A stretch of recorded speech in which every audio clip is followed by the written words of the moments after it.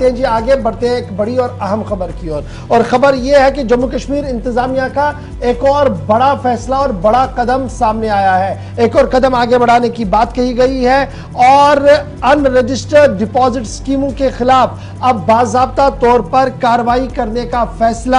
جموں کشمیر انتظامیہ کی طرف سے کر دیا گیا ہے. محکمہ خزانہ کے ساتھ مل کر ایک آرڈر فائنانس کمشنر کی طرف سے جاری کر دیا گیا ہے جس کے تحت اب پراپرٹیاں بھی سیز ہوں گی ان لوگوں کی جنہوں نے ان رجسٹرڈ ڈپازٹ اسکیمیں بینکوں کے اندر کر دی ہے. Finance department union territory Jammu Kashmir کی طرف سے جان نوٹیفیکیشن جاری کر دی گئی ہے اور یہ صاف کر دیا گیا ہے کہ جموں کشمیر کے اندر پابندی عائد کر دی گئی ہے. ان رجسٹرڈ ڈپازٹ سکیم سال 2022 کے قانون کو پورے جموں کشمیر کے اندر نافذ العمل کر دیا گیا ہے اور اس قانون کے اطلاق کے بعد جموں کشمیر انتظامیہ کو جہاں کئی اختیارات حاصل ہے وہیں پر کورٹس کو کیا اختیارات ہوں گے اس میں بھی ایک بڑی وضاحت ہے اور کمپیٹنٹ اتھارٹیاں یا تھرڈ پارٹی آڈٹ کے حوالے سے بھی جموں کشمیر انتظامیہ اب آگے بڑھ سکتی ہے. یعنی وہ معاملہ جس کو لے کر پچھلے کئی ہفتوں سے چمے گوئیاں چل رہی تھی کہ اس طریقے کا حکم نامہ آ سکتا ہے اس حکم نامے کی نوٹیفیکیشن جو ہے وہ جاری کر دی گئی ہے. فائنینشل کمشنر جو ہے ان کی طرف سے فائنانس کمشنر کی طرف سے جو ہے وہ یہ آرڈر جاری کر دیا گیا ہے. وویک بھاردواج صاحب نے جو ایڈیشنل چیف سیکرٹری رینک کے افسر ہے انہوں نے آج خود اس آرڈر کو جاری کر دیا. سیدھے سری نگر چلیں گے, ہلال ہانجوری اس مزید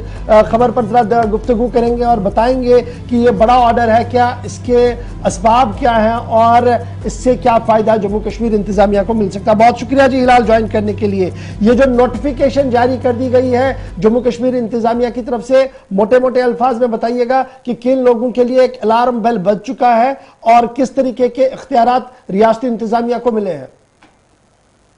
بالکل گوہر, چونکہ یہ جو بل ہے جسے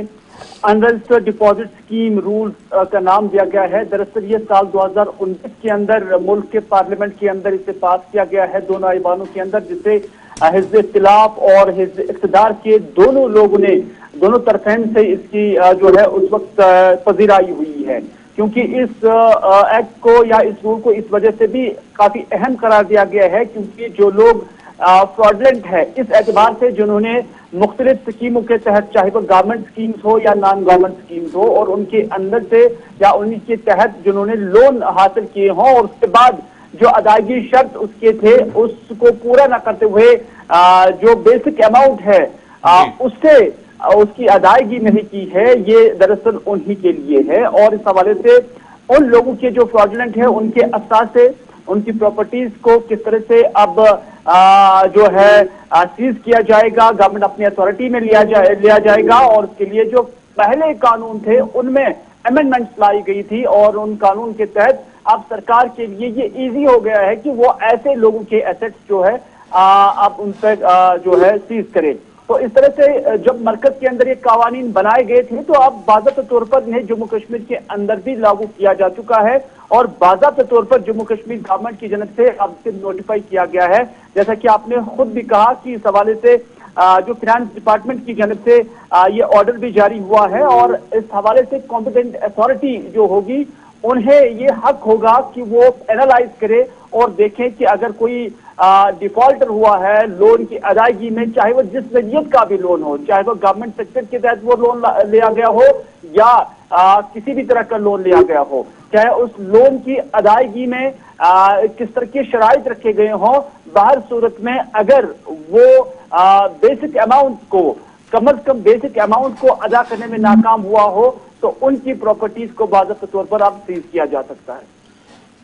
چلیے بہت شکریہ جی ہلال ہمارے ساتھ جوائن کرنے کے لیے اور یہ بتانے کے لیے جو جناب یہ نیا قانون کا اطلاق ہوا ہے یہ کن لوگوں کے لیے ہے اور اس سے کیا کچھ ہو سکتا ہے. لیکن فی الحال ابھی تک شاید اس طریقے کا عمل جموں کشمیر کے اندر نہیں تھا, لیکن اب اگر آپ نے بھی بینک کا قرضہ ورزہ لیا ہے تو دیکھ لیجیے گا کہ اس قانون کے آنے کے بعد کیا آپ پر کوئی گاج تو نہیں گرے گی اور آپ کوئی اس لسٹ کے اندر تو نہیں آ رہے. تو